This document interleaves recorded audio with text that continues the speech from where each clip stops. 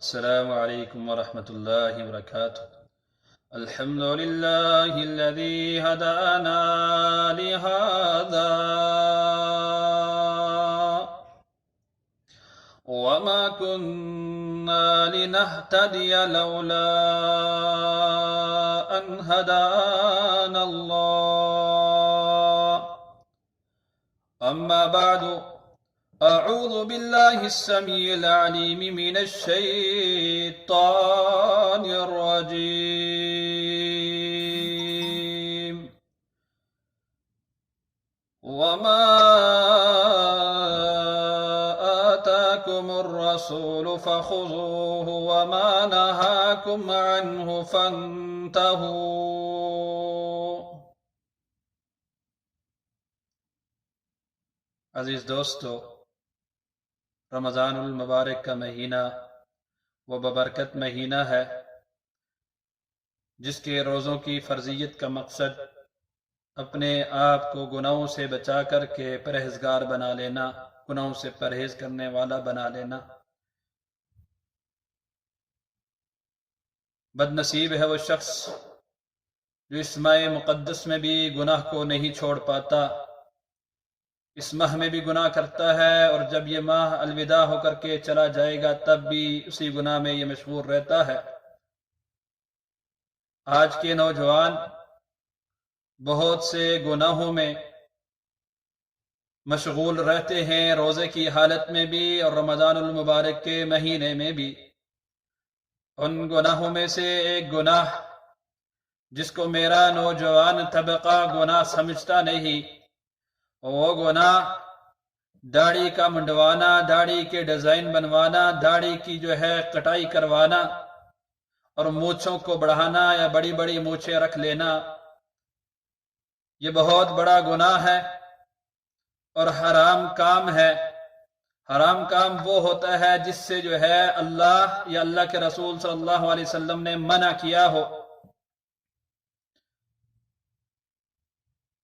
اللہ رب العالمین کا ایک آرڈر ہے، فرمایا وَمَا آتَاكُمُ الرَّسُولُ فَخُذُوهُ وَمَا نَهَاكُمْ عَنْهُ فَانْتَهُوا۔ اور رسول اکرم صلی اللہ علیہ وسلم جس بات کا تمہیں آرڈر دے دیں اسے کر لیا کرو، اس کو بجا لیا کرو، اس پہ فرما برداری کر لیا کرو۔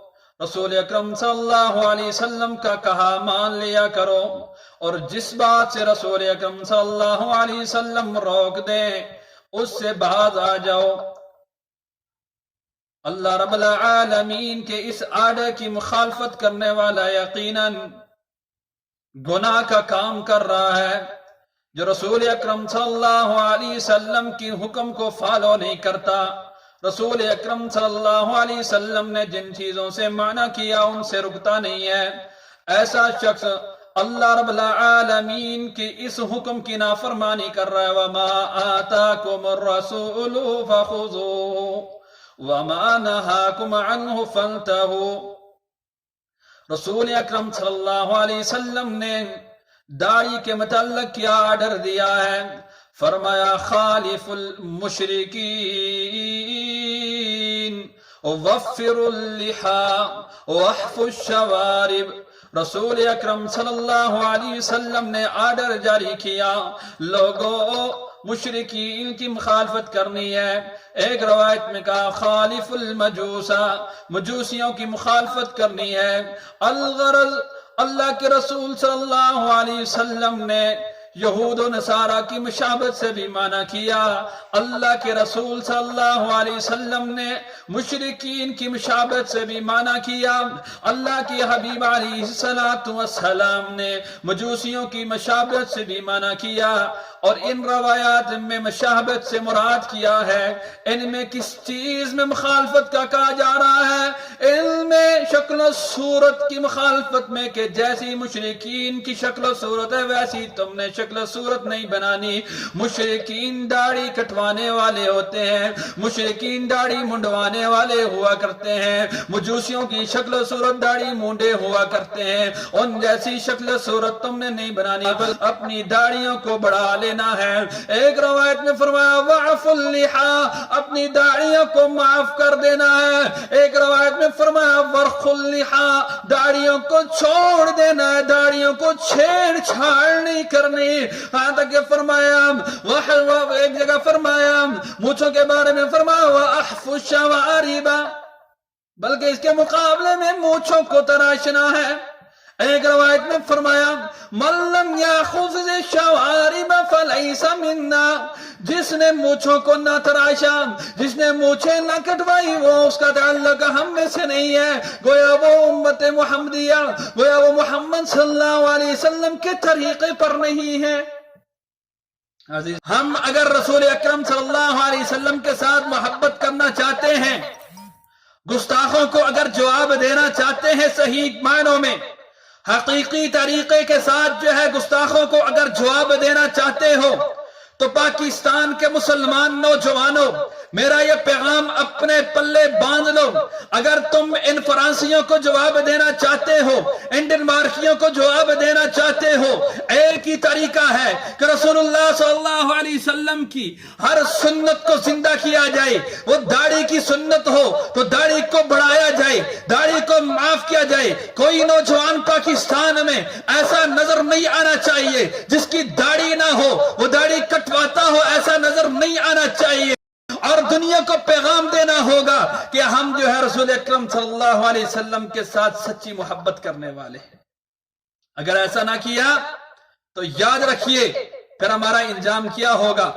فرمایا فَلْيَحْذَرَ الَّذِينَ يُخَالِفُونَ عَنْ أَمْرِهِ أَن تُصِيبَهُمْ فِتْنَةٌ أَوْ يُصِيبَهُمْ عَذَابٌ أَلِيمٌ۔